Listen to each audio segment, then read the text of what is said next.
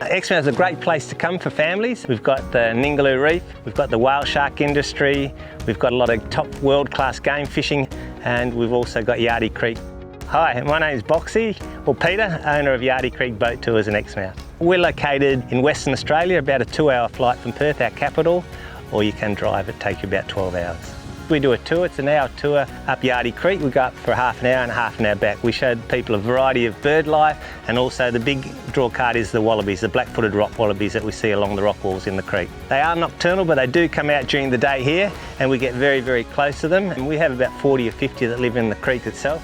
Look, I think our tour is quite unique because the creek is quite calm all the time, so it's great for the smaller kids that are a bit worried about the water as well. It's a great tour for families, and we also cater for any age group. I've been on the creek now for 10 years. My favourite thing is, look, every day you meet different people, a hell of a lot of nice people.